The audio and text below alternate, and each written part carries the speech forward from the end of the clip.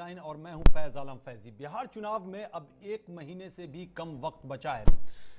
चुनाव नजदीक आते ही राजनीतिक पार्टियों ने चुनाव प्रचार में अपनी पूरी ताकत झोंक दी है।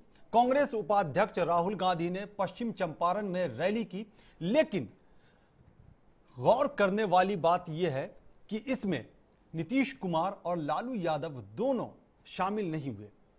इसके पीछे क्या वजह है, न्यूज लाइन में आज इसी पर हम चर्चा करेंगे।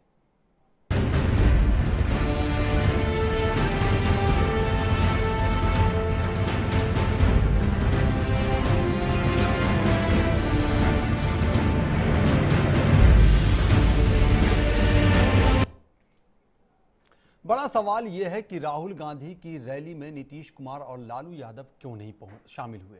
नीतीश कुमार ने राहुल का पटना एयरपोर्ट पर स्वागत तो किया, लेकिन रैली में मंच पर एक साथ नहीं दिखाई दिए।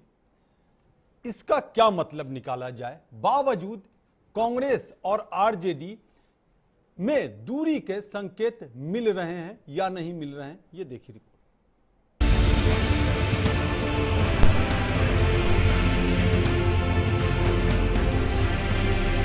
कांग्रेस उपाध्यक्ष राहुल गांधी ने पश्चिमी चंपारण में रैली की। राहुल ने रैली में पीएम मोदी पर निशाना साधा। उन्होंने एक बार फिर मोदी सरकार पर सूट बूट की सरकार का तंज कसा। राहुल की रैली में गौर करने वाली बात रही कि रैली में पूरी तरह से वन मैन शो देखने को मिला। ना ही इसमें नीतीश कुमार शामिल हुए और ना ही लालू यादव। मंच पर राहुल के साथ पूर्व लोकसभा अध्यक्ष मीरा कुमार, जेडीयू सांसद केसी त्यागी और लालू प्रसाद यादव के बेटे तेजस्वी यादव मौजूद थे। पश्चिमी चंपारण में रैली स्थल पर पहुंचने से पहले राहुल पटना पहुंचे, जहां सूबे के मुख्यमंत्री नीतीश कुमार ने एयरपोर्ट पर उनका स्वागत किया। नीतीश और लालू का राहुल के साथ मंच पर ना होना बड़े सवाल खड़ा करता है। ये सवाल उठना लाजमी है कि क्या महागठबंधन में सब कुछ ठीक ठाक है? क्या जेडीयू और आरजेडी कांग्रेस को इतना कमजोर समझ रही है कि राहुल की रैली में नीतीश और लालू ने शामिल होना भी गैर जरूरी समझा, या फिर वजह कोई और है? ये भी हो सकता है कि ये लालू का राहुल गांधी के प्रति अपनी नाराजगी जाहिर करने का तरीका हो। दरअसल चारा घोटाला मामले के अंतिम फैसले के पहले राहुल ने परोक्ष रूप से ही सही लालू की आलोचना की थी। उसके बाद अदालत का फैसला आया और लालू को दोषी करार दिया गया और उन्हें जेल जाना पड़ा। लालू फिलहाल इस मामले में जमानत पर हैं। बीते दिनों पटना में जब महागठबंधन की रैली हुई, जिसमें लालू और नीतीश मौजूद थे, लेकिन राहुल ने उस रैली से दूरी बनाए रखी थी। हालांकि उस रैली में खुद सोनिया गांधी गई थी। महागठबंधन में सीटों पर तो सहमति बन गई, लेकिन कहीं आपस में एकजुटता की कमी का खामियाजा उन्हें चुनाव में ना उठाना पड़े। Bureau report, channel one.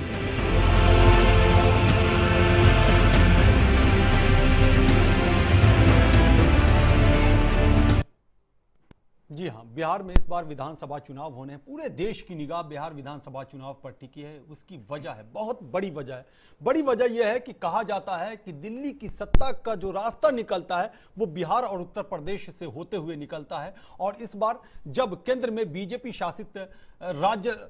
शासित चल रहा है मामला, और दूसरे राज्यों में भी बीजेपी का शासन हुआ है, कई राज्यों में बीजेपी का शासन हुआ है। आपने देखा कि हरियाणा में, महाराष्ट्र में, इसके अलावा झारखंड में, कई राज्यों में हुआ, लेकिन दिल्ली में आकर के बीजेपी का रथ रुका, आम आदमी पार्टी ने रथ रोका। तो ये आशंका बीजेपी को भी सता रही है और जो महागठबंधन है उसे भी ये आशंका सता रही है कि आखिर यहां होगा क्या, जनता के मन में क्या चल रहा है, ये जनता जान रही है।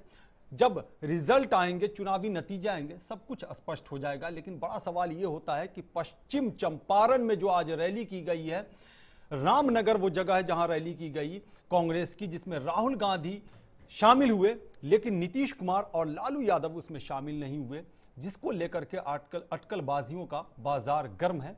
और ये जानने की कोशिश हो रही है कि आखिर ये दूरियां क्यों, क्या महागठबंधन में सब कुछ ठीक नहीं चल रहा है? इसी पर हम पड़ताल करने की कोशिश करेंगे अपने इस न्यूज लाइन में। हमारे साथ तमाम मेहमान जुड़ चुके हैं, जिसका हम आपको परिचय करा दें। सबसे पहले हम परिचय कराते हैं हमारे साथ है राजीव शर्मा है जो सामाजिक कार्यकर्ता है। राजीव शर्मा, आपका बहुत बहुत स्वागत है। उसके अलावा शांत प्रकाश जाटव हैं जो बीजेपी के नेता हैं, आपका भी बहुत बहुत स्वागत है। इसके बाद दीपक सारस्वत नेता हैं जेडीयू के, आपका भी बहुत बहुत स्वागत है।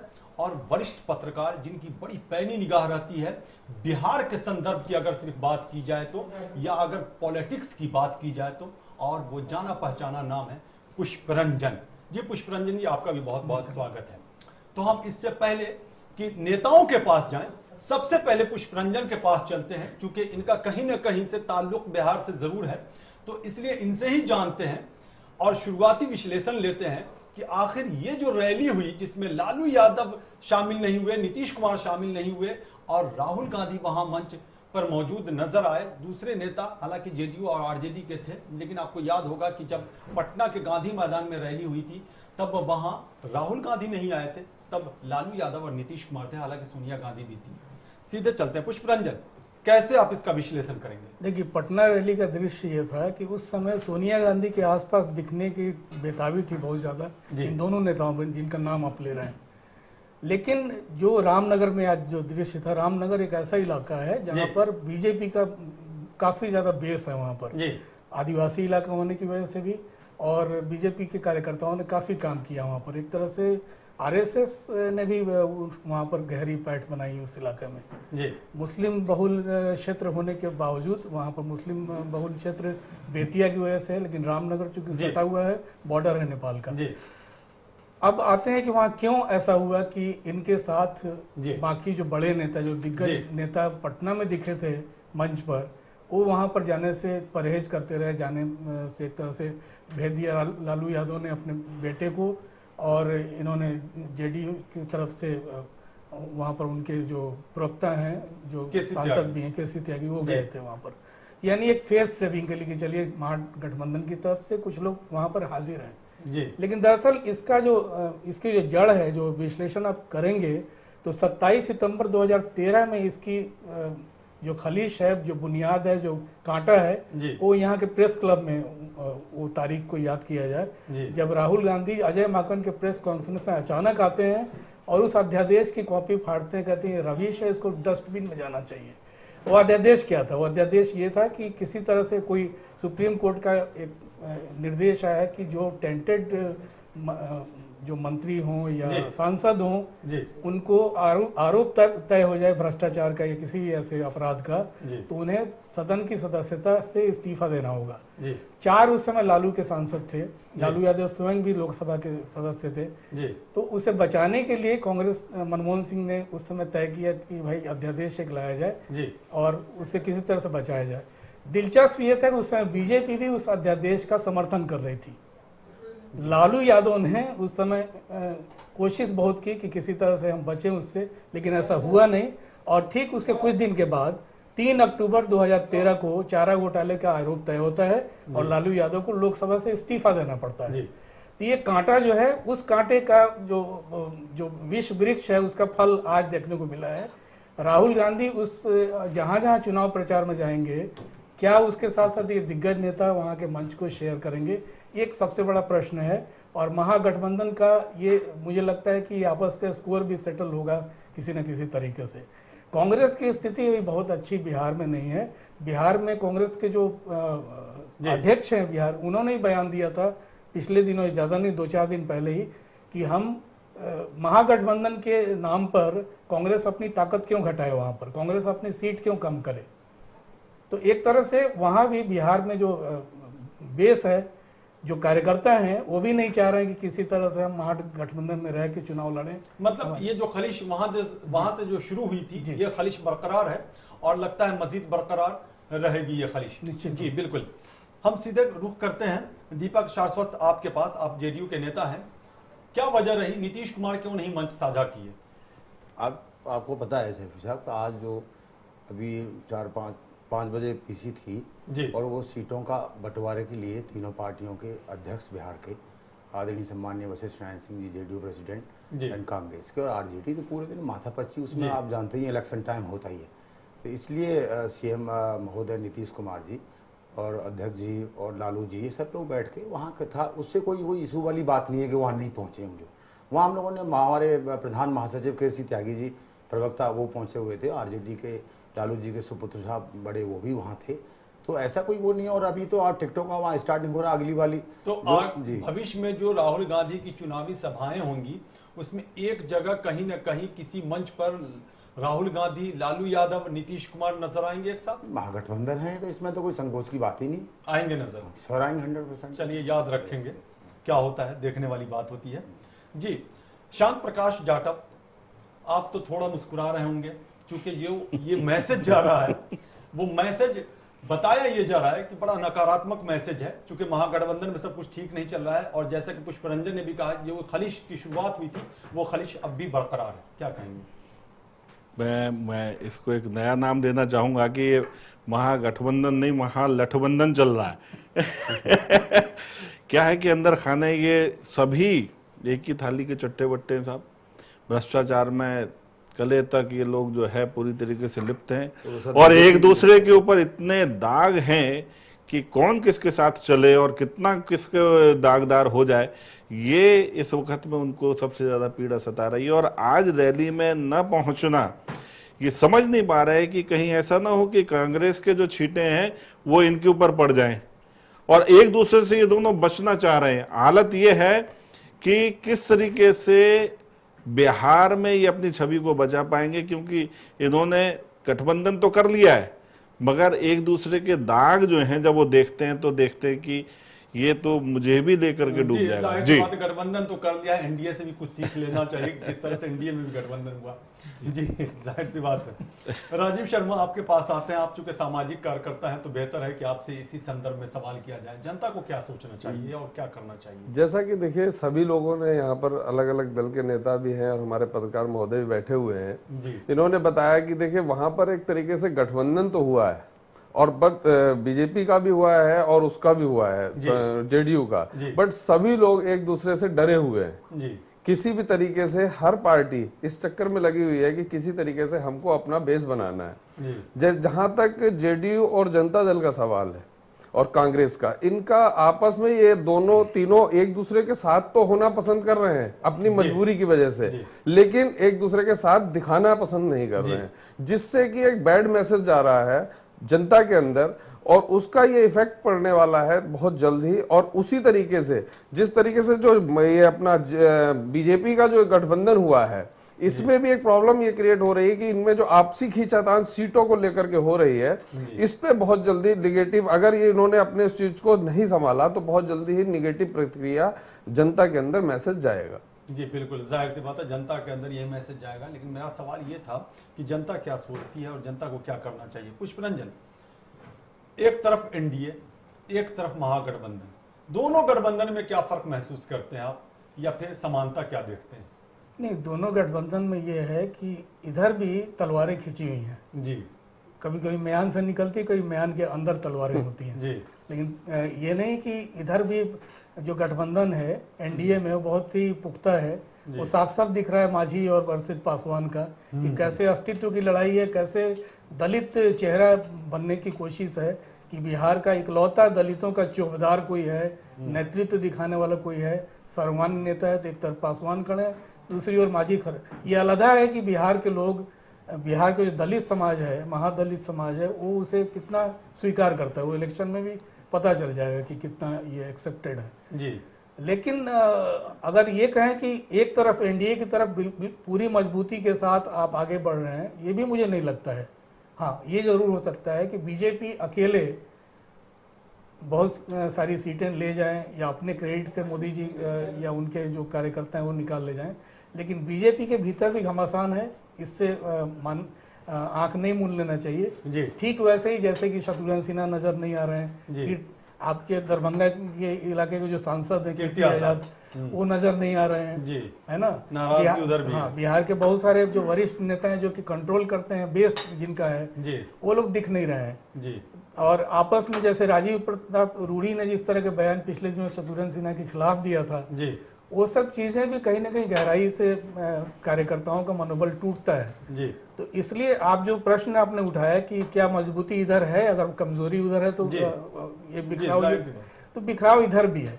और जाटा सोरेन अभी जो इनको लग रहा है कि भ्रष्ट अगर वहाँ हैं, उसमें सिर्फ भ्रष्ट लोग ही इकट्ठे हुए हैं, लालू यादव हुए या कांग्रेस के लोग हुए, तो इन्होंने फिर उसी साल जो मैंने जिक्र किया 2013 में जो अध्यादेश आया था, वैसे अध्यादेश का समर्थन क्यों किया जो एक भ्रष्ट नेता संसद का सदस्य क्यों बना रहे या किसी भी सदन का सदस्य न बने। उस अध्यादेश के विरोध में बीजेपी को चाहिए था अपना साफ सुथरा चेहरा देना। जी बिल्कुल, जाहिर सी बात है। लेकिन वो सवाल दब नहीं किया 2013 में ही, वो आज भी सवाल लेकिन पुष्परंजन, एक सवाल और जहन में आ रहा है जी, वो ये है कि एक तरफ अगर रैली की बात कर लें, जो आज रैली हुई है पश्चिम चंपारण में, लालू यादव नीतीश कुमार मंच साझा नहीं करते हैं लेकिन एयरपोर्ट पे जाके मिलते हैं, क्या मतलब इसका समझा जाए?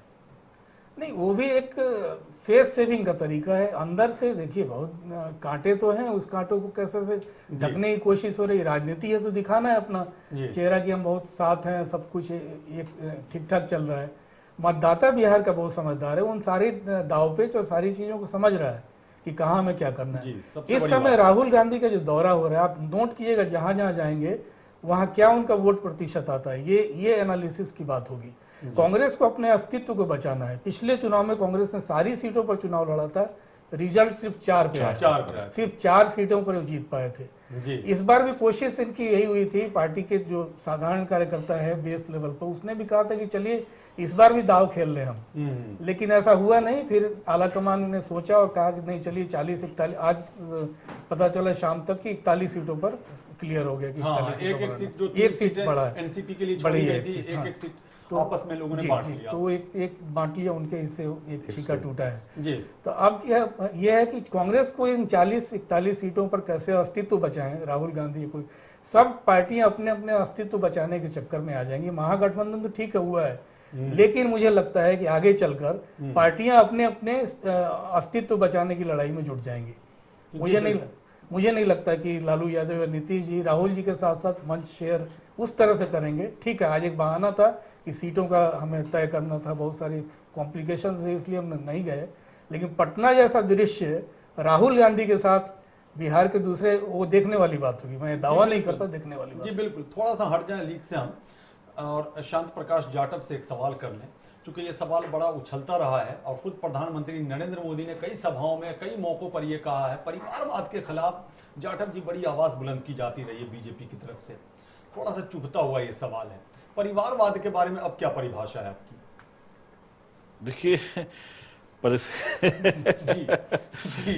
देखिए परिस्थितियां हैं और कई जगह पर जहां गठबंधन जैसी स्थितियां पैदा होती हैं तो ठीक है। अब हम आज भी उसी विषय पर हैं कि परिवारवाद के खिलाफ हैं। और तो क्या आप ये मानते हैं कि सहूलत के हिसाब से परिभाषा को बदल देनी चाहिए? नहीं, समय के साथ में समय मौके को देख करके थोड़ा तो कंप्रोमाइज करना पड़ेगा ना। सिद्धांत की बात ही नहीं कर रहा हूं। देखिए सिद्धांत जो है, मैंने बताया ना, गठबंधन में कहीं ना कहीं थोड़ी समस्या इस टाइप की आती है, मजबूरी आती है। तो ये मजबूरी यूपीए में भी थी। आप क्यों मैं उस पर उंगली उठाते हैं? ये जो उंगलियां उठाई जाती हैं अब बार बार, ऐसा नहीं कि सिर्फ एक बार उंगलियां उठाई गई हैं, आपने भी देखा, आप इनकार नहीं कर सकते, बार बार उंगलियां उठाई जाती हैं। और कमोबेश बहुत सारी ऐसी रैलियां हुई हैं प्रधानमंत्री नरेंद्र मोदी की जिसमें खूब जम करके प्रहार किया गया है परिवारवाद पर, है माँ बेटा और बाप बेटा, पता नहीं क्या क्या बोला जाता है। अब आप खामोश हैं, मुस्कुरा के रह जा रहे हैं, क्या समझे इसे हम? मैंने बताया ना कि इसमें परिस्थितियां हैं, इसको देखना है, इसमें क्या कहें। कोई परिभाषा नहीं है। सभी पार्टियां, क्या आप इससे सहमत हैं, असहमत हैं, इसकी निंदा करते हैं? लगभग सभी पार्टियां परिवारवाद की तो हम निंदा करते ही हैं, मगर कहीं ना कहीं जो है वो एलजेपी की भी निंदा कर रहे हैं। अगर परिवारवाद की निंदा करते हैं तो एलजेपी की निंदा कर रहे हैं। और आपको ये भी इंफॉर्मेशन दे दें कि जीतन राम मांझी ने जो 20 सीटें ली है उसमें जो उम्मीदवारों की घोषणा की है, अपने बेटे को भी टिकट दिया है। मैं वही बात बता रहा हूँ, जो गठबंधन बिल्कुल निंदा तो है, हम तो निंदा करते हैं, इसमें निंदा कर रहे हैं। निंदा दलित राजनीति में जिस तरह से परिवारवाद घुस गया है ना, उन्होंने बहुत ज्यादा कुठाराघात किया है दलित राजनीति को। जी नहीं, इस चीज में बिल्कुल मैं इस बात में आज भी सहमत हैं हम कि परिवारवाद की हम मुखालफत करते हैं, मगर क्या करें कि गठबंधन की मजबूरी है, कई जगह जो है वो कंप्रोमाइज कुछ करना पड़ रहा है। गठबंधन की मजबूरी है या हित की मजबूरी है? उसको दोनों गठबंधन से नहीं जोड़ा नहीं जा नहीं नहीं, सकता है। इसको गठबंधन की मजबूरी इसको आप मत दोनों कर से जोड़ा जा चले, सकता है। क्योंकि हम चूंकि पूरा एक नहीं, एनडीए जब है। सिद्धांत की बात होती है जाटव जी, तो सिद्धांत सर्वोपरि होना भारतीय चाहिए। जनता पार्टी, देखिए सिद्धांत भारतीय सर्वोपरि जनता होना पार्टी का चाहिए। सिद्धांत मुझे जो भी है, इतना पता है। मैं वही बात कह रहा हूं, या फिर सिद्धांत की बात ना भारतीय करें। जनता पार्टी का जो सिद्धांत है वो अपनी जगह तो ये स्पष्ट कैसा है। सिद्धांत है, जरा और इसको वाज़ह हाँ, कर दें, इसको परिभाषित कर दें। चलिए, आपके पास जवाब नहीं है, चूंकि आपकी बहुत बड़ी मजबूरी है, हित सर्वोपरि, सिद्धांत नहीं। ये बात साफ हो गई। आपसे दीपक, आपसे एक सवाल बनता है कि नीतीश कुमार ने जो अब फिर वहीं वापस आते हैं, रैली पर वापस आते हैं।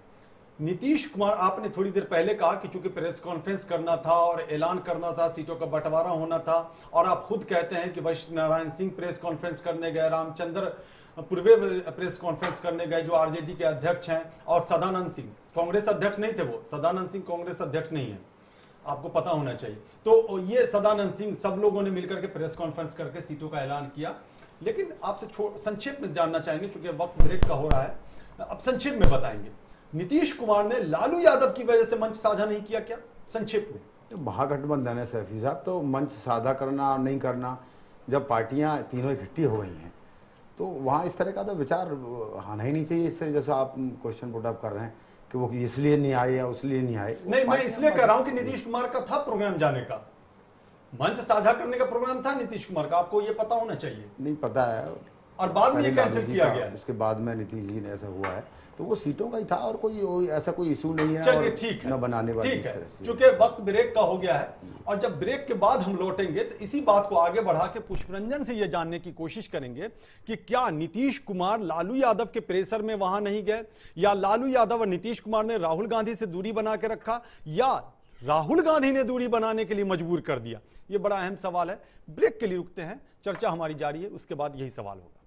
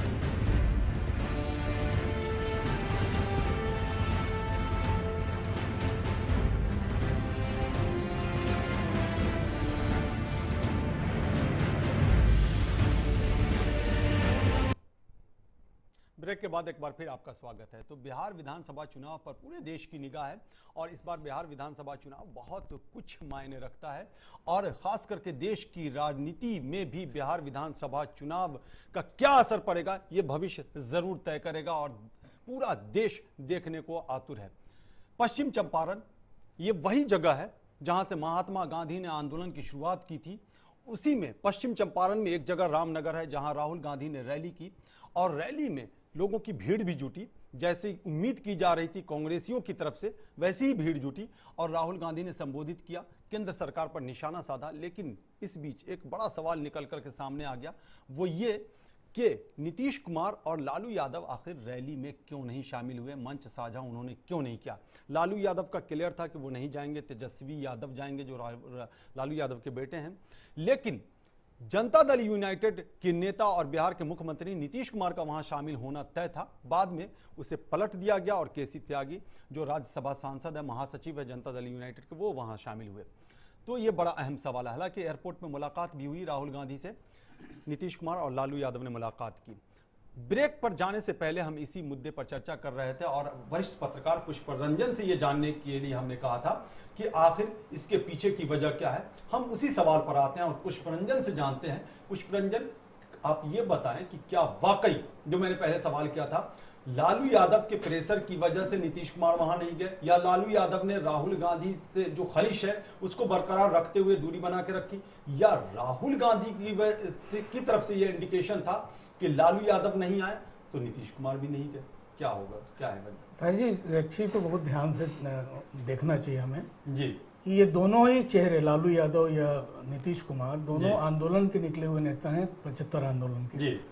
और इन लोगों की राजनीति कांग्रेस को समाप्त करने के बाद चमकी। जैसे आज बीजेपी सफाई की बात करती है, कांग्रेस को सफाया करो तब सत्ता, हम पूर्ण रूप से सत्ता हमारे हाथ में होगी। तो एक तरह से वहां भी बिहार की राजनीति में यही हुआ। 1980 के दौर का ध्यान दीजिए, कांग्रेस बिहार में नंबर 1 पार्टी थी और ये पार्टी खासकर अगले जो थे फॉरवर्ड क्लास, वो काफी उस पार्टी के साथ थी और नेतृत्व भी, कमांड कंट्रोल सब कुछ उनके हाथ में था। 1980 के बाद जब 1989 में भागलपुर दंगे के बाद ये सब बिखरना शुरू हुआ, कांग्रेस का वोट बैंक टूटना शुरू हुआ, फिर उसके बाद मंडल लहर का आना हुआ।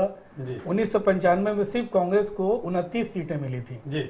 2000 के चुनाव में सिर्फ 23 सीटों पर कांग्रेस सिमट चुकी थी। उस समय बिहार विधानसभा की 324 सीटें थी और 2005 में कांग्रेस की स्थिति 9 तक सिमट गई। इसे फिर वो सारी सीटें गई कहाँ? वो सब सीटें गई इन्हीं दोनों नेताओं के पार्टियों में और बढ़ती गई सीटें। तो कभी भी मुझे लगता है, ठीक है महागठबंधन में ये लोग हैं, लेकिन कभी भी कांग्रेस को बिहार में पनपने देना नहीं चाहेंगे। ठीक है, आप महागठबंधन में आ गए हैं, ये आपको एक टुकड़ा दिया जा रहा है, इस टुकड़े पे आप पलिए, इसी टुकड़े पे आप अपना जीवन काटिए। लेकिन आप अपना विस्तार चाहेंगे हमारी कीमत पे, वो कीमत नहीं पूरी होगी। हमारी कीमत मतलब नीतीश कुमार या लालू की पार्टी की कीमत। तो ये हर तरह से कोशिश, ये अंदरूनी जो लगता है वो सतह पे तब आती है जब चीजें, आज जो तमाशा हुआ कि तय है मुख्यमंत्री का प्रोग्राम फिर वो नहीं जा रहे हैं। इसके पीछे वो दबाव जरूर था। लालू यादव कभी भी वो नहीं चाहेंगे नीतीश कुमार के हम नाखुश करें और इंडिविजुअल निर्णय लेके चले जाएं, तो महागठबंधन में दरार फिर वहां से आनी शुरू हो जाएगी। जो एक बेस, जो दो पिलर पे जो खड़ा है, वो पिलर में दरकने की कोशिश ना हो, ये समझदारी नीतीश कुमार की थी कि वो नहीं गए। लेकिन रामनगर में जो भाषण हुआ उसमें मुझे लगता है कि राहुल गांधी का सिर्फ एक ही निशाना नरेंद्र मोदी थे। प्रधानमंत्री के अलावा और दूसरे विषय पर गए नहीं और था भी नहीं कोई ऐसा विषय जिस पे वो जाएं। वो चाहते तो और भी बहुत सारी चीजें थी, माझी का इशू उठा सकते थे, पासवान के परिवारवाद का इशू उठा सकते थे, लेकिन लगता है कि स्क्रिप्ट बहुत जल्दी में लिखी गई वहां पर और इस स्क्रिप्ट के हिसाब से वो पूरा का पूरा राहुल गांधी भाषण जो देते हैं वो स्क्रिप्ट के मुताबिक स्क्रिप्टेड मुझे लगा कि बहुत जल्दी में एक स्क्रिप्ट तय हुआ कि भाई आप मोदी जी पर केंद्रित कीजिए, उनके सूट बूट पर केंद्रित कर दिए, उनके किसान विरोधी मुहिम पे केंद्रित कर दिए। एक तरह से वो फीका भाषण मुझे लगा कि समय भरने के हिसाब से था, जिससे कि बहुत ज्यादा मुतासिर मतदाता हो जाए। मुझे शक है कि बहुत ज्यादा क्रांतिकारी भाषण मुतासिर नहीं होंगे मतदाता। जी दीपक शाश्वत, आप चूंकि गठबंधन में शामिल हैं, क्या वजह रही कि राहुल गांधी ने, बिहार विधानसभा का चुनाव है, राज्य के मुद्दों पर आधारित चुनाव लड़े जाते हैं अक्सर विधानसभा के जब चुनाव होते हैं, और राहुल गांधी ने केंद्र पर निशाना साध दिया। राहुल गांधी कांग्रेस के वरिष्ठतम नेता हैं वो भी, और वहाँ केंद्र का सबसे बड़ा कांग्रेस का सबसे बड़ा लीडर, तो वो बीजेपी के बड़े लीडर पर ही प्रहार करेगा।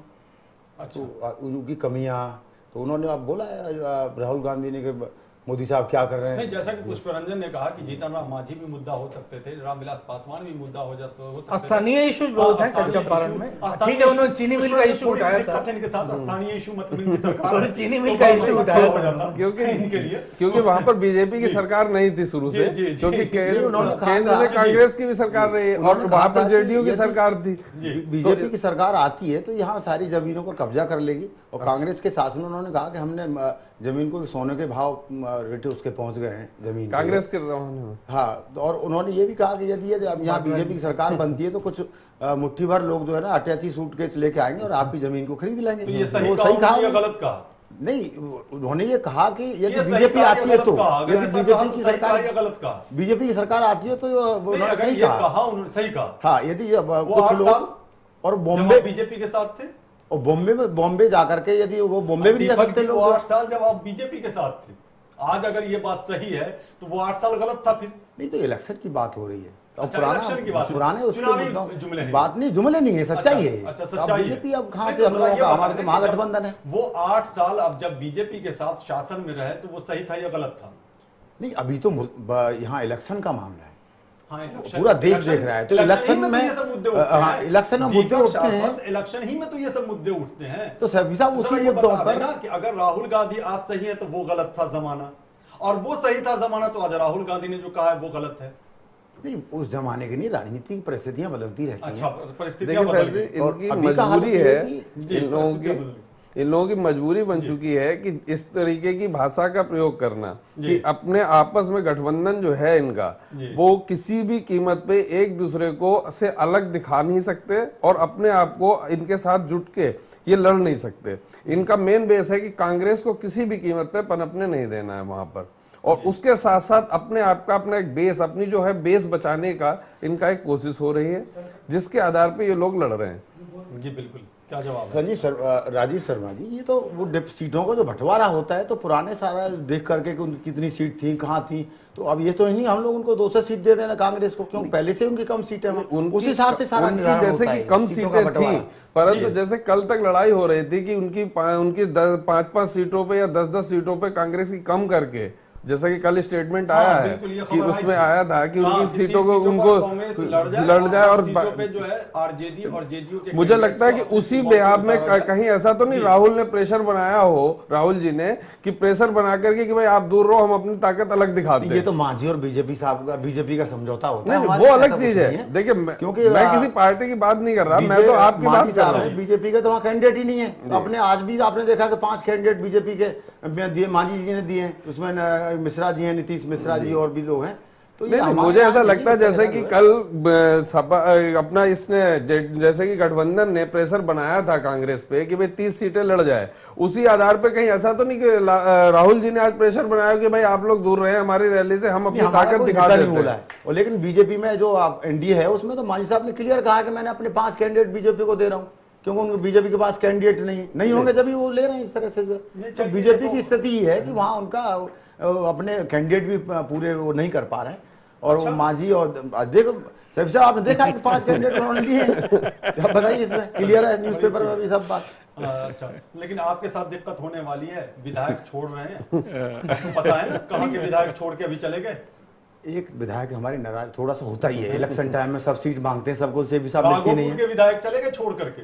जी मैं बता रहा हूँ, वही आप, बड़ा अहम सीट है वो। हाँ, तो वो छोड़ के चले गए, वो आ जाएंगे, राजी हो जाएंगे, ऐसा कुछ नहीं है। वो तो अभी बीजेपी नहीं तो बीजेपी के विधायक भी हमारे पास आ रहे हैं, जैसे कि लालू जी कह रहे थे, आदान प्रदान, बीजेपी के विधायक जैसे कि लालू जी कह रहे थे कि असदुद्दीन ओवैसी को भी गठबंधन में आना चाहिए, उस पर आपका क्या विचार है? चलिए जवाब दे दिए संक्षेप में, गठबंधन में आना चाहिए। ओबीसी का तो क्लियर है हमारे वैसी ओवैसी जो है हम तो ओवैसी बोलते हैं उनको, वो वैसे ही हैं। तो हमारे लिए उनकी कोई वैल्यू नहीं है, वो तो तैयार थे आने के लिए, लेकिन हमारे नीतीश जी और लालू जी ने बोल दिया कि नहीं हम ऐसे सावधानी लोगों से बोलो, वोट खिसक जाएगा आपका। क्या बात कह रहे को- हैं? सर हमारे देश के जिसके मुसलमान कारण भाई से हमारा साथ उनको छोड़ अपना दिया नेता मानते ही नहीं है, उनका बिहार का कोई वजूद ही नहीं है उनका जो है कि 5 आदमी उनको जहां सीमांचल में आए थे जानते हो तो आप बताइए। बिल्कुल सही बात है, जब नेता ही नहीं मानते तो गठबंधन और वो कैसे रहेगा? तो दूसरे टाइप के नेता हैं, वो कोई मुसलमानों के लीडर नहीं है। जी बिल्कुल। शांत प्रकाश जाटव जी, बिहार विधानसभा चुनाव काफी अहमियत कहाँ मिले इस बार, खास करके आपके लिए, क्योंकि आपके रथ को दिल्ली में आम आदमी पार्टी ने रोक दिया था और ये रथ अभी रुक गई है और आप उम्मीद लगाए बैठे हैं कि रथ आगे बढ़ जाए। आखिर क्या मजबूरी थी कि इस रथ को फिर से आगे बढ़ाने के लिए आपको रामविलास पासवान, उपेंद्र कुशवाहा और यहाँ तक कि जीतन राम मांझी का भी साथ लेना पड़ा, उसका भी सहारा लेना पड़ा? क्या कॉन्फिडेंस लेवल में कहीं ना कहीं कमी है आपके अंदर? बिल्कुल नहीं, बल्कि दिल्ली में जो परिस्थितियां पैदा हुई उसके बाद में हमारा कॉन्फिडेंस और ज्यादा बेहतर हुआ है हारने के बाद। जी। क्योंकि हारने के बाद दिल्ली की जो सरकार जो बनी, उसने जो जिस तरीके से दिल्ली को चलाया है वो देश ने देख लिया है कि क्या आलम हो रहे हैं इस तरीके की जो लेकिन बिहार पार्टियों को जिताने से क्या परिस्थितियां। और बिहार की बात जो मैं आपको बताऊं, बिहार में सभी पार्टियां एक तरफ, भारतीय जनता पार्टी या एनडीए जो है वो सिर्फ ये यूं समझ लें कि मोदी जी एक तरफ। आज के चुनाव, आज के जो रैली के भाषण में सीधा सीधा जो है ये कांग्रेस के उपाध्यक्ष ने जता दिया। मेरे आ गया शांत प्रकाश, एक सवाल और जहन में मेरे आ गया, ये भी बड़ा कड़वा सवाल होगा आपके लिए। जीतन राम मांझी ने जब जनता दल यूनाइटेड छोड़ा था तो आप इस बात से इनकार नहीं कर सकते कि आपके ज्यादातर नेताओं ने कहा था कि महादलित का अपमान हुआ है, आप इससे इनकार नहीं कर सकते। क्या जीतन राम मांझी को सम्मान दिया जा रहा है बीजेपी के जरिए? बिल्कुल। कैसे, जरा समझाएं। नहीं बताएं, आपको उनका कहाँ है सम्मान? मुख्यमंत्री का जुमला भी उनको दिया गया। एक मिनट जरा। हाँ, तो अब जीतन राम मांझी को अपने 20 सीटें दी हैं। जीतन राम मांझी बहुत ज्यादा मांग रहे थे, कम से कम 40 सीटें तो वो मांग ही रहे थे, रामविलास पासवान के बराबर सीटें मांग रहे थे। 13 उनके विधायक थे, 2 एमएलसी थे, 15 तो ऐसे ही हो जा रहा है, आपने 20 सीटें दी हैं। तो ये कौन सा बुनियाद था? देखिए, जो 20 सीटों के बावजूद उन्होंने 5 कैंडिडेट हमारे वहां पे अपने उन 20 सीटों पे उतारे कि नहीं उतारे? तो यहाँ पे आपस में अच्छा क्लब बना हुआ है, इसमें कोई प्रॉब्लम नहीं है किसी तरीके की। वो चूंकि अपमानित हुए हैं, उन्हें तो आपसे नहीं, कोई अपमानित नहीं हुए। क्या बात कर रहे हैं साहब अपमानित की? मैं तब कह रहा हूं कि जब वो जदयू से हटे थे या हटाए गए थे, तब आप ही ने कहा था कि अपमानित किया गया है महादलित को। तो अब ये जरा बताएं कि मुख्यमंत्री पद की कुर्सी से उन्हें हटाया गया था, अब क्या आप उन्हें मुख्यमंत्री बना देंगे? वो तो समय बताएगा, विधायक दल तय करता है ना। ये अभी तक कोई बना पार्टी देना चाहिए, चलिए ठीक है। दिल्ली में भी जो देखिए जो विधायक दल तय करे। चलिए ठीक है, हाँ। चलिए ठीक है, विधायक दल तय करे तो ठीक है। वहां भी विधायक दलों ने ही तय किया था और जीतन राम मांझी हटाए गए थे। क्या आप ये सोचते हैं कि विधायक दल को ये सोचना चाहिए कि जीतन राम मांझी को मुख्यमंत्री? देखिए, ये हमारा पार्लियामेंट्री बोर्ड है, वो तय करता है और मैं कोई हैसियत नहीं रखता कि मैं इस टाइप की जो बयानबाजी करूं कि कौन होना चाहिए। जो भी होगा वो भारतीय जनता पार्टी, हमारा जो पार्लियामेंट्री बोर्ड है वो तय करेगा और उसका सब स्वागत करते हैं। मतलब जीतन राम मांझी भी रहेंगे? कोई भी हो सकता है साहब, कोई भी हो सकता है। अच्छा, कोई भी हो सकता है, मतलब कोई भी हो सकता है, जीतन राम मांझी भी हो सकते हैं। मैं कह रहा हूँ आप भी हो सकते हैं, नहीं, खाली जीतन राम मांझी नहीं, आप भी हो सकते हैं। ये आप देखिए साहब, आप देखिए अभी हमने हरियाणा में जो मिसाल पैदा की, आप देखो ना, हम लोगों का कोई ऐसा नहीं है कि जो है ना मुख्यमंत्री के लिए। जीतन राम मांझी की बात कर रहा हूँ, क्योंकि जीतन राम मांझी के बारे में बहुत सारी बातें कही गई थी, इसलिए मैं कह रहा हूँ जीतन राम मांझी हमारे गठबंधन में सम्मानित, मुख्यमंत्री पद से हटा हमारे गठबंधन में सम्मानित चेहरा है साहब, और उनका सम्मान हर एक कार्यकर्ता करता है जी। उन्हें अपमानित इसलिए किया गया था कि उन्हें मुख्यमंत्री पद से हटा दिया गया था, इसी वजह से आप लोगों ने बार बार कहा और हर बार कहा कि अपमानित किया गया। तो अब सम्मानित तो तभी किया जाएगा ना कि वापस उन्हें फिर मुख्यमंत्री बना दिया जाए। वो हमारे सम्मानित चेहरे हैं, हमारे गठबंधन के साथ जुड़े हुए हैं, एनडीए का एक अंग हैं वो, और उनका पूरा सम्मान बरकरार रहेगा, आप चिंता ना करें, आप देखना समय के साथ। नहीं, थोड़ी चिंता है हम लोगों को। मैं वो समय के साथ देखना। नहीं, आप लोगों ने हाँ। कम से कम महागठबंधन में एक तरफ दूसरा जो महागठबंधन है जो आपको काउंटर कर रहा है, उनकी नीयत को भी देखिए। कांग्रेस सिर्फ 4 विधायक उनके हैं, 4 सीटों पर कांग्रेस अभी है बिहार में, तो उनको 40 सीटें दी, 41 सीटें, 41 हो गए। तो उन्होंने एक मर्यादा का पालन किया। आपके यहाँ मर्यादा का पालन नहीं हो रहा है। नहीं, बिल्कुल 15 मर्यादा, जिसके बिल्कुल बाद मर्यादा का, आगे बिल्कुल लोग मर्यादा का पालन हो रहा है, बिल्कुल साहब मर्यादा का पालन हो रहा है। और वो, और उन्होंने चिराग कहीं, पासवान में संभावना है मुख्यमंत्री बनने की, आपकी पार्टी ने मैं क्या कह रहा हूँ साहब, हर एक व्यक्ति में वो संसदीय बोर्ड तय करे, ये बयान वो कह देना सकते हैं, चाहिए वो, हाँ तो वो कह सकते हैं, वो कह रहे नहीं हैं। बयान दिया किसी ने। देखिए साहब, वो कह आप रहे एक तरह से हैं, लड़ा रहे हैं दोनों दलित नेताओं को। ऐसा नहीं है, वो ये तो गुजरात में भी हो रहा है। वो कह रहे हैं, वो कह सकते हैं। बेचारे। नहीं, गुजरात मुद्दे पे कुछ छोड़ दिया, अब यहीं रहे। हम बिहार ही में ठीक हैं। एक तरह से दलित नेताओं को, आपके दो गठबंधन में दलित नेता हैं, उनको भी आपस में लड़ा रहे नहीं, हैं। जो भी होगा अच्छा होगा, आप पॉलिसी है। देखें, जो भी होगा दबाव अच्छा और होगा। दबा और दो। मुझे लगता है भाई कि बीजेपी सबसे ज्यादा सीटों पे लड़ रही है। बीजेपी के ज्यादा विधायक आएंगे तो आप कहेंगे विधायक दल तय करेगा, स्वाभाविक बात है। आप सीधा सीधा लड्डू अपने हाथ में लेना चाहेंगे कि हम ही खाएंगे जी। तो फिर सम्मानित नहीं हो पाएंगे महादलित को। नहीं, सम्मान करने का चेहरा खाली एक ही मौका नहीं होता कि केवल मुख्यमंत्री बना दे, तमाम और भी ओहदे होते हैं जिस पर उनकी इच्छा तो मुख्यमंत्री बनने की, हर एक की इच्छा है साहब, हर एक की इच्छा है, आप ऐसा हर एक कहेंगे की उनका इच्छा हार्ट है। फेल कर जाएगा। वो बहुत ब्रॉड माइंडेड है। नहीं इसी नहीं, उम्मीद से आपके पास आए हैं। ऐसा नहीं, और ऐसा मांझी नहीं। जी को तो हमने तो बड़ा सम्मान से उनको मुख्यमंत्री बनाया था, लेकिन पता नहीं मगर बीजेपी बड़ी बनाया उनको। और जिस तरीके से हटाया वो, नहीं, हमने समझ नहीं हटाया किस तरीके से, बीजेपी वालों ने क्या उनको जुमला दे दिया, और अरे वाह। वहां तक पता है कि उन्होंने मुख्यमंत्री का लालच दे दिया। सबसे ज्यादा ये आप जो आपने किया उसके कारण से आपको तो कोई दलित वोट देगा भी नहीं। ये अपमान करके उनको निकाल भी दिया। आपने ये क्या जितना मजबूरी है, अपमान किया है। उसके बाद भी लालू यादव जी ने कहा था कि आप मांझी जी हमारे पास आ जाइए, तो हमारे से तो मुख्यमंत्री का दावेदार मान रहे हैं। अच्छा, आपकी पार्टी कितने आपने दलितों को टिकट दे रही है? आपने जब समय था तब तो हमने मुख्यमंत्री बने नहीं रहने दिया। तो टिकट दे रही है। बीजेपी वाले तो बताएंगे, उन्होंने कुछ दिया ना उनको। आपके दोनों के बीच में कुछ है इस तरह। आपकी पार्टी कितने दलितों को टिकट दे रही है? हमारे यहाँ हमारा तो समर्थन ही सारा दलित और वो सेकुलरिज्म पार्टी हमारी सबको साथ साथ बराबर लेके चलती है। अब आज तो उस तरह से बंटवारा हुआ, कल आप लिस्ट देख लेना कि कितना सम्मान सबको दे रहे हैं हम लोग। तो सबको जनता दल यू और महागठबंधन सबको गले लगा के सारी पार्टियों का बराबर सम्मान करके सबको आगे बढ़ा। अब देखें, एक सवाल मेरे जहन में और आ गया इस बीच में कि बहुत बातें होती हैं जब खास करके उत्तर प्रदेश में चुनाव हो, बिहार में चुनाव हो या हिंदी भाषी क्षेत्रों में चुनाव हो, तो मुसलमान शब्द का बहुत प्रयोग किया जाता है। बिल्कुल, और बार बार प्रयोग, बल्कि ये मैं सोच भी रहा था कि आपसे पूछूं। तमाम पार्टियों के जरिए ये प्रयोग किया जाता है। आखिर ये पार्टियां सिर्फ मुसलमान शब्द का प्रयोग करके सिर्फ वोट क्यों हासिल करना चाहती हैं? क्यों नहीं मुख्यमंत्री पद का उम्मीदवार बना देना चाहिए?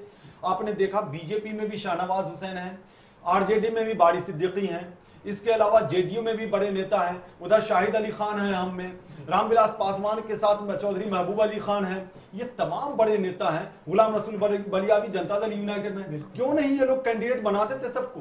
मुझे नहीं लग रहा है, क्योंकि अब्दुल गफूर के बाद मुझे नहीं लगता है कोई बिहार में मुसलमान चेहरा मुख्यमंत्री की कुर्सी पे बैठा हो। कोई नहीं है ना? अब्दुल करेक्ट गफूर नहीं। अकेला। जी बिल्कुल। मुझे ध्यान इसलिए कि बल्कि मतलब अगर इतिहास के आईने में झांकने की कोशिश करें तो आप महाराष्ट्र चले जाएं, अब्दुल रहमान अंतोले, बिल्कुल, अब्दुल गफूर, उसके बाद जम्मू वो एक दौर था, बता दीजिए और वो एक कहां? दौर था बता जिस दीजिए दौर और में कहां? हाँ, कहीं नहीं।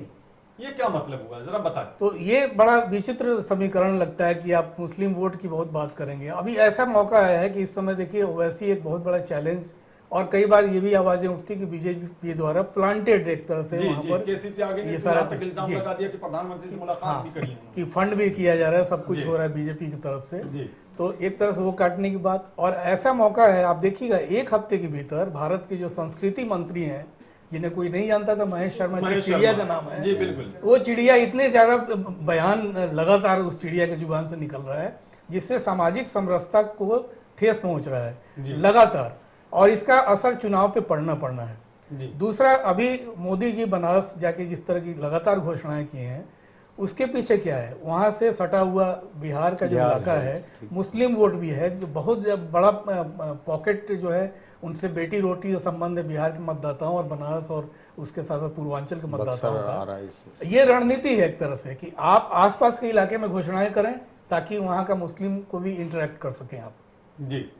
तो एक तरह से आप ईमानदारी नहीं बरत रहे हैं। आप क्यों नहीं घोषित करते हैं कि इस बार देखिए जी हमें अपना सेकुलर चेहरा दिखाना है, बीजेपी के पास भी सेकुलर चेहरा है, हम एक मुसलमान चेहरा देंगे इस बार हमें एक मुसलमान चेहरा देना है बिहार में मुख्यमंत्री के तौर पर। तो एक लगेगा कि हाँ बीजेपी में नेतृत्व का स्तर पे बहुत सारा परिवर्तन हो रहा है, बहुत सारी चीजें सोच बदल रही हैं, सबका साथ सबका विकास की बात हो रही है जी। तो पता नहीं ये क्या सोचते हैं, जाटव साहब थोड़ा प्रकाश डालेंगे तो जी अच्छा जाटव जी, यही सवाल अगर आपसे कर दिया जाए, क्या शाहनवाज हुसैन मुख्यमंत्री पद के उम्मीदवार हो सकते थे या उनको होना चाहिए? मुझे नहीं लगता कि किसी तरीके से चुनाव में इस तरीके की बातें करना कि मुस्लिम चेहरा या दलित चेहरा ये मुख्यमंत्री का चेहरा होगा तो उसका बहुत ज़्यादा परिणाम जो है वो बदल जाएगा, बिल्कुल गलत है। आपने पीछे भी देखा होगा जिस वक्त रामविलास पासवान जो है, मैं बता दूं, एक मिनट सवाल ये नहीं है हाँ। आप चेहरा इसलिए नहीं पेश करते कि आप परिणाम बदल दें। जिन्होंने चेहरा पेश किया था ना रामविलास पासवान जी ने, क्या वो उनको क्या वो समर्थन मिला था या उनको जब दोबारा चुनाव हुआ 6 महीने के बाद में तो क्या मुसलमानों ने उनको जिता करके जो है मुस्लिम जी नहीं, ये इस बात का ताल्लुक क्या है? मैं ये कहना जा रहा हूं कि मुस्लिम चेहरा होगा तो सारे मुसलमान वोट दे देंगे या दलित चेहरा होगा तो सारे दलित, ये गलत है, मिथ्या है। आप जो बिल्कुल नहीं तो क्यों चेहरा, आप चेहरे की बात क्यों कर रहे हैं? नहीं, आप चेहरे की बात क्यों कर रहे हैं? आप कह रहे हैं कि जो है ना दलित चेहरा या मुस्लिम चेहरा होना चाहिए। अरे वोट मांगने के लिए आप तो बोलेंगे कि नहीं, नॉट एट ऑल। हम विकास के लिए बात करते हैं, विकास के ऊपर बात करते हैं। और जो तो आपको 2014 लोकसभा चुनाव याद है ना? हाँ हाँ, क्यों प्रधानमंत्री पद का उम्मीदवार बना दिया था नरेंद्र मोदी को?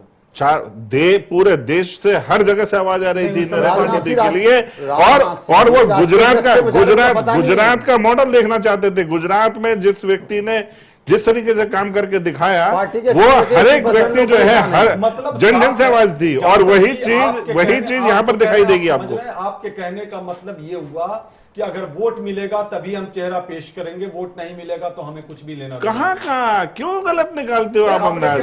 मैंने क्या कहा कि दलित चेहरा या मुस्लिम चेहरा दिखा करके क्या वोट थोड़ी निकालना, हमें विकास दिखा करके भैया वोट लेना है। हम वोट मांग रहे हैं विकास दिखा करके, और 2014 में विकास की जीत हुई है। और विकास का मतलब है सीधा सीधा कि नरेंद्र मोदी जी ने जो गुजरात में विकास किया था उसकी जीत हुई है, उसमें किसी चेहरे की जीत नहीं हुई है, विकास की जीत हुई है। चलिए ठीक है जी जी बिल्कुल। वहाँ विकास थोड़ी हुआ सर, वहाँ तो विनाश हुआ था। तब मैंने इजाजत नहीं देता आपके पास भी आएंगे, गोधरा कांड को भूले नहीं अभी लोग जो है। अभी चेहरा है, राज्यसभा सांसद बना दिया है आपने उन्हें। हाँ चलिए, आपके पास भी संक्षेप में, वक्त इजाजत नहीं देता। जाटव जी, अगर ऐसी नौबत आई, आप सत्ता में वापस अगर आते हैं, वापस इसलिए कि 8 साल आप वहां रहे भी हैं, इसलिए मैंने वापस शब्द का प्रयोग किया है, तो क्या आप शाहनवाज हुसैन के चेहरे को देखेंगे, ध्यान में रखेंगे? संक्षेप में। हम दोबारा आ रहे हैं और बहुत बेहतरीन हम वहां पर मुख्यमंत्री देंगे जो विकास करे, बिहार को खूबसूरत जो है वो प्रदेश में शामिल करे। जी आप बताइए, नीतीश कुमार क्यों? आप तो कह रहे थे अभी तो दीपक जी, आप कह रहे थे सेकुलरिज्म, नीतीश कुमार को क्यों? कोई मुसलमान चेहरा क्यों नहीं? हालांकि मुद्दे से भटक गए, लेकिन ये जरूरी है। नीतीश कुमार सभी जातियों के नेता हैं, तो हमारी पार्टी में ऐसा कुछ नहीं है कि अब मुसलमान लोग भी सपोर्ट सबसे ज़्यादा हम लोगों को ही करते हैं, मुसलमान भाई सारे, आरजेडी और जेडीयू को भी। तो ये हमारे यहाँ कोई ऐसा इशू नहीं है। यदि कोई इतना सीनियर लीडर है तो बहुत अभी नीतीश जी है, नेक्स्ट टाइम उसको हम लोग कर देंगे डिक्लेयर, ऐसा कुछ नहीं। राजीव शर्मा, आप क्या सोचते हैं संक्षेप में? देखिए, ये सभी पार्टियां अवसरवादी हैं, जिसको भी इनकी जब जरूरत पड़ेगी उसी समय ये उस तरीके से चलेंगे।